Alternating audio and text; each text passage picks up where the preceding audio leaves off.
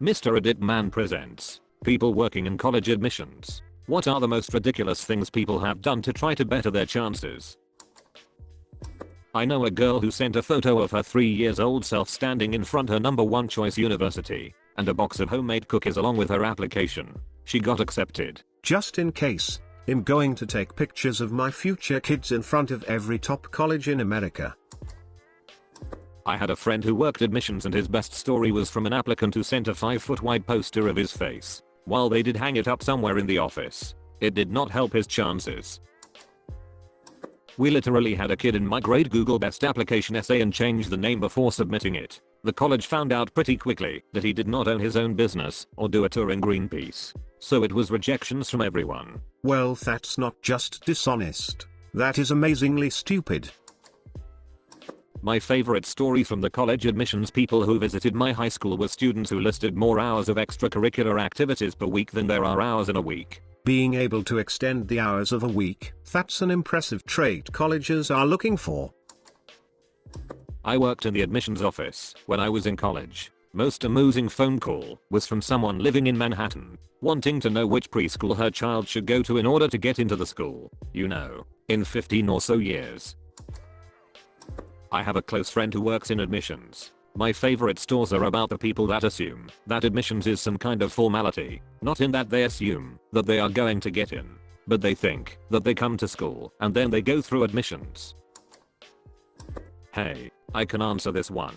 1. A cake sent in the mail. Actually, if you do spend a lot of time with someone on the phone after the admission cycle is over, something to show your appreciate is awesome. 2. We got so many awful CDs. I never worked for a school with a strong art presence, but we would always get CD recordings of students playing whatever instrument. If you are applying to join a band, call the director/instructor you want to work with and see what the procedure is. If they arrive at general admissions, at least at my school, they were stuck in the file, but we never listened to them. 3. So many dumb essays. If the prompt is describe your biggest risk in life, do not write this and then think you are smart or unique. We have seen them all. We will recognize if it came from a website. We also got some with drawings. We actually got a lot of paper apps in the early 2000s. I do not know if that still happens today. 4. A bunch of pressed flowers. I think it was a hobby, not a death threat, but we could never be sure. 5. Things written in Latin that were actually ipsum lorem copy/pastes, and then the usual other things mentioned. Parents calling and pretending to be their children. Although generally it was to ask questions and express their desire to attend X school, and I never heard of a switched gender. Lots of letters from Congress people to overcome poor grades or legal and character issues, and parents calling to ask about donations, which is so obviously fake to someone who does this for a living. A friend of mine taught a student who wrote about her love of baking in her application essay. She was waitlisted, so she scheduled an appointment with the dean of admissions and brought cupcakes to the appointment, decorated in the school's colors. To back up her essay, she got in. I said that I won a quiz bowl match and a rap battle in the same day. In looking at my past self and future rejection letters in disgust. I do candor in various forms for a 2-year institution. We're reasonably lax about many things, but we do not make exceptions for deadlines. On the eve of registration closing, this woman calls and says she really needs to get in for the next term. I tell her I'm sorry, but she has not sent us an application, so there was no way she'd get in on time.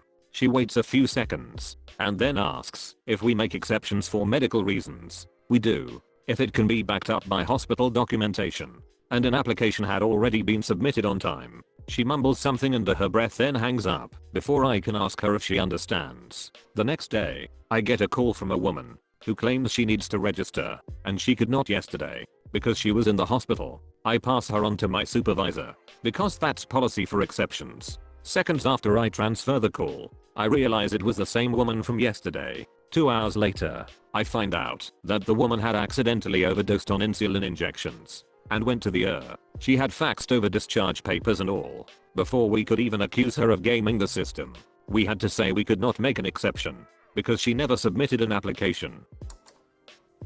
We see a lot of applications from homeschooled students that have a high school GPA of 4.0 or 3.9. Cannot make it seem too perfect. but then have terrible test scores. ACT is the big test here, and sometimes the students will have a 15 or 16 out of 36 and expect to get in based on GPA and extracurriculars, which are all church-based volunteering at places I have almost never heard of. When they get rejected, the mother will call and explain how great her child is at learning and how it would kill her to see her child not get in. I'm a senior, and in my second year interning in my school's office, we get phone calls and emails out the wazoo, mostly from parents though. They're definitely worse than the kids. Two examples come to mind. We got a bunch of emails from a fake account giving us a list of a dozen students that go to clubs and drink and smoke marijuana. Could have been another student or a parent, but ducked up regardless. A mother called pretending to be her son to tell us about his selection to his county's all-county football team. I was on the phone with this lady while she was trying to tell me how she made it at Linebacker, and she gave me her stats. Kid had a pretty good year, and I told her to tell him congratulations before hanging up. The college admissions officers that visited my high school back when I was applying said they often get people sending them baked goods and other treats, being mostly of at least average intelligence. They did not eat them. I'm sure most of them were made with good intentions, but you never know. I work in medical school admissions. We had one applicant arrested for attempting to break into the director's office. He planned to meet with our director and convince her to issue him an interview invitation, because he was certain that if he could only get an interview, he would get in, and that she was not issuing him one because she had never met him. I used to work in a research-intensive private institution. A mom on a campus visit told me that if her son's classmate was accepted instead of him, she would come back and slit my throat. Very quickly she and her son were escorted off campus and his application destroyed. Graduate school, not undergraduate. I'd be amazed by how many people are Native American. On a similar note, we received a number of people who did one of those trace your ancestry genetic profiles and then claimed minority status after they were found to be 2% African or some other nonsense. I have friends who work the mailroom at my college's admissions office. From their experience, people send all sorts of things. Giant Chinese calligraphy scrolls to go with their essay, music that was supposed to be played when the counselor reads the essay, food quite often, and yes, taxidermied animals. Most often it's put on a shelf and a note is put in the file, so if the counselor really wants to see it, he or she can. People go really crazy over college apps.